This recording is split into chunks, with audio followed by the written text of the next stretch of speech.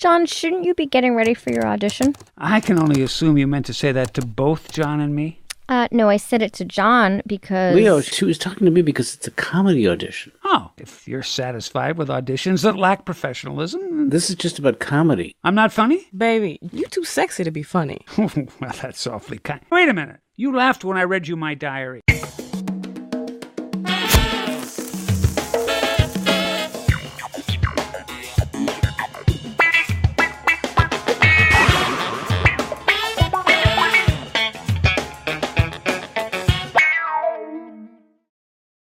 You think my auditions are unprofessional? Stop.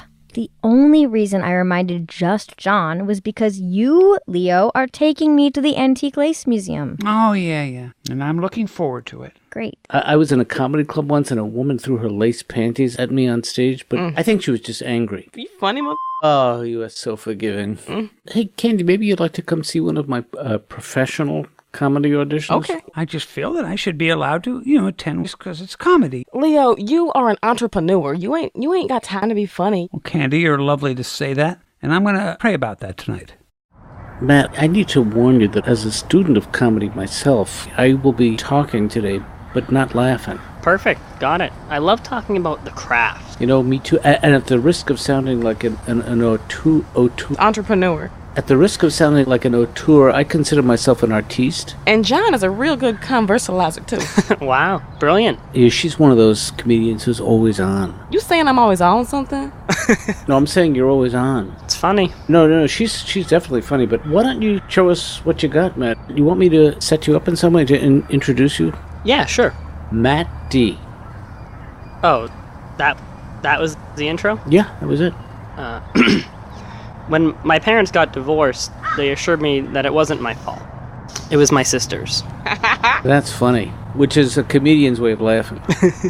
Matt, if you allow me for 1 second here. Please. The way I would approach it is what if you said, my parents, after a really protracted but amicable separation, they assured me, and my sister as well, that it wasn't me or her, but it was just my own fault.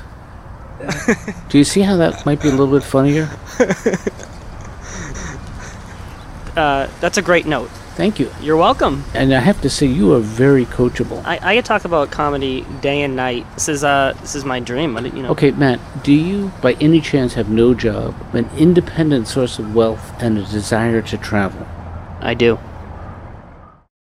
Exciting news. Matt D. will be joining us as a member of the bus. You, of course, are kidding. Who is Matt D? My personal writing partner. Well, that's money well spent. No, this is a free pass for all of us because he'll be staying in motels, following us on motorcycle, and his uncle is a DuPont. Well, he could stay in my room. Tanya, you already have Brad who loves you. Shut up. We don't need a DuPont. Does anyone remember napalm? Don't be ridiculous. That was Dow Chemical. Also, Matt understands comedy, and he understands me. It's done. I'm a comedy writer. Let me try to break it down for you. You're not. Break it down again. You are a comedy machine. Thank you. You can do what a comedy writer can't do. Okay, thank you, John. So why do we need Matt? He can do what a comedy writer can do. Can do, can't do, can do, can do, can do, can't do?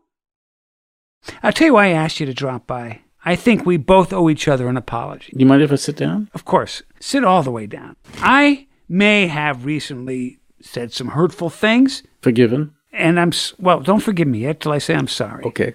I'm sorry. Well, that's very sweet, Leo, and I accept your apology. How long we know each other? 100 years? We can't let anything break us up. No, We're like the guns in Navarone, you know? We're like peas in the pod. Yeah. Of Navarone. We can't let this happen to us. Leo, you have said a mouthful. And I'll tell you what is not a mouthful.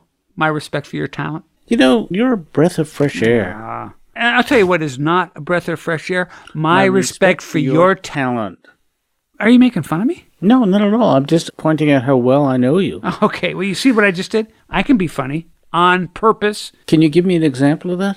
I just did. Oh. Didn't you want to give me your apology? Oh, no, I'm good, I think. It's just that we were going to trade apologies. I did an apology. I'm not really an apology guy as much as let's move forward. And So you never apologize. well, I never say never. Yeah. And if you don't believe that, I'm sorry. What have you done with John Gold? Because John Gold would wake up with an apology. This is something I'm not comfortable doing. I'm not an apology guy. I'm John Gold. John, just wanted to say thank you for all the kind words, but there's no need to apologize. I loved your notes. No, it wasn't really an apology. I was just. Yeah, but you did say you felt terribly guilty, and I'm saying to you, I love the input. I don't think I said guilty, Matt. That's. You did say guilty, but you know. Let's see how the joke's going. Yeah, so, spoiler alert. If your car has a spoiler, you're a douchebag. I feel bad for Eskimos on acid, because they can't tell if their walls are really melting. That is such a good joke, and this is not the first time this has happened. All of a sudden, the teacher becomes the student. John, you're embarrassing me. I desist the joke. I'm sorry. I appreciate it. I got to apologize. I put you in an uncomfortable position.